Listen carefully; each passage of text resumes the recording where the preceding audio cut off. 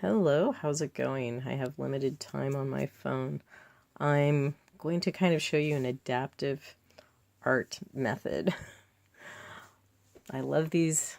What are they, Nalgene? Well, this one's, the softer, the squishier, the better. I always call these squishy balls because they're pretty squishy.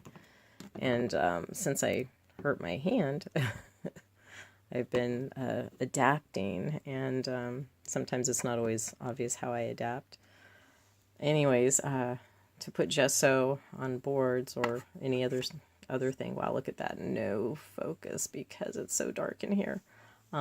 You can like finger paint. You can squish out paint, gesso, or scoop out gesso, spoon out gesso, dip a brush in gesso and slop it about, and then you can, rub it on with your hand. That's one really good way to go if you're having any type of hand challenges. And I've moved away from, fine detail, obviously, and pouring is one way to get around that. And one method I've been using is to put little dots on stuff and then basically smear it either with it's best with a paintbrush, and, if you can lay it on your hand and kind of balance it lightly, you get a really nice effect. So anyways, I thought I would show you a little bit of that. I'm going to have to mount my camera, though, to do that.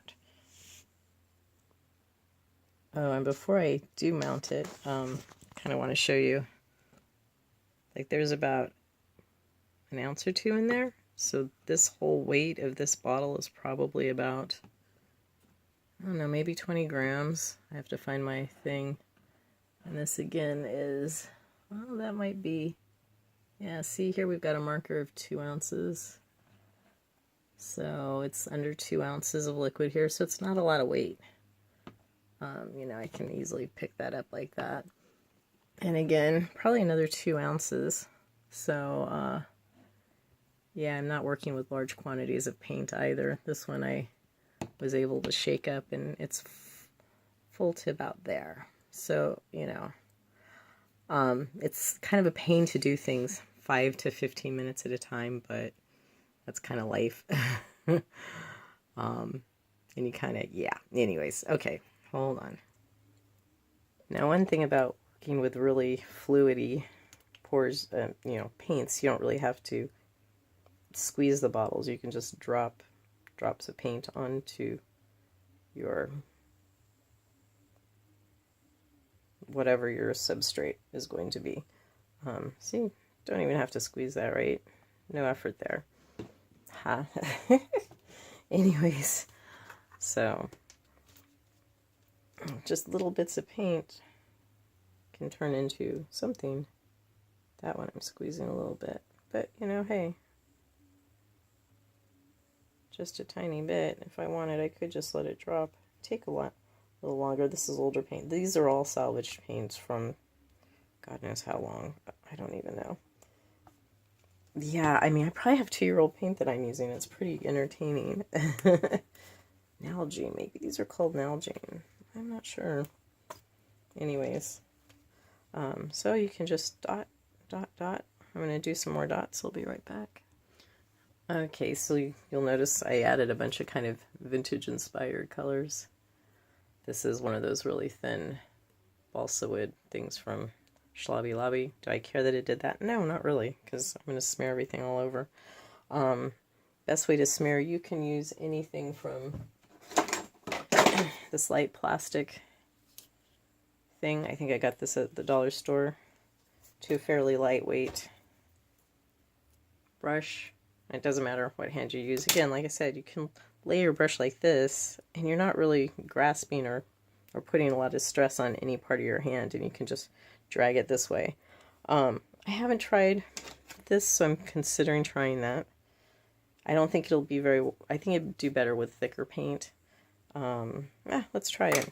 What's the worst that can happen? I'll paint over it later. So this is like, I don't know, 5-10 grams. So if you want to do a swirly thing, not really super thrilled with that result. I think I would like a brush better.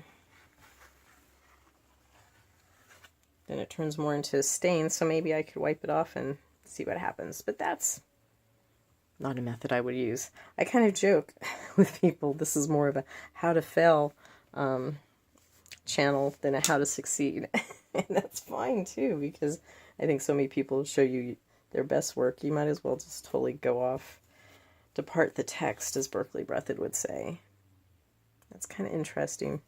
Yeah, I'm just going to dot more paint on there, more white to be sure, and then give it a go and show you how it works with a paintbrush. Again, you can just drip, drip, drip, drip, drip. This is not even squeezing. Drip, drip, drip. The thinner your paint, that said, the less depth and less really strong streaking you'll get. The thicker the paint, which is, wow, not, you know, blop, blop, blop, smear, the more depth and the stronger the lines and the textures will be. So also the thinner the paint, the more likely it will mix, maybe not in ways that you want.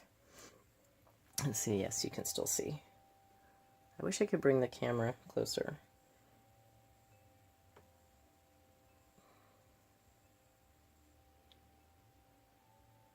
So I just kind of like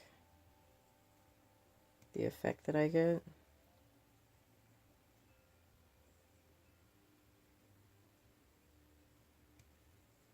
Okay, I think I like that. And yeah, see how simple that is and therapeutic. The thing I don't like is that this ends. I want it to flow off. Make sure you can see it.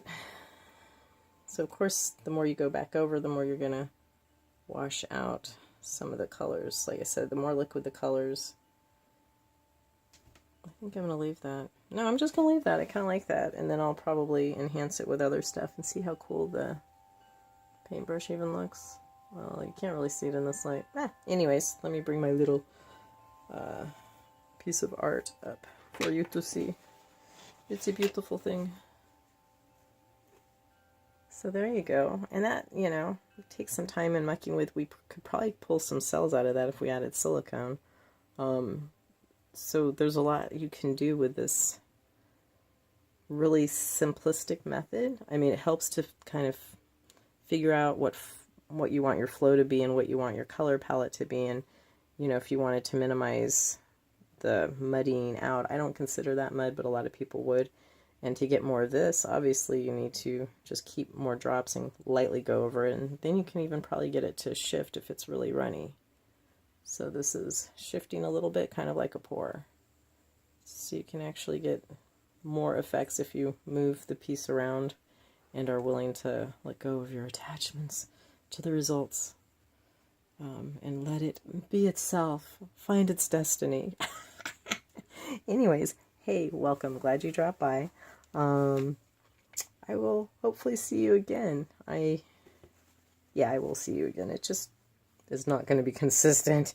Anyways, have a great day. Go out and do something beautiful. Go hug someone. Go smile at a stranger. You know, try to be the positive person. Try not to be the person that assumes the worst of everybody by default, or even if it's because, you know, part of your job description. Yeah. Anyways, have a good one, guys. Take care. See ya.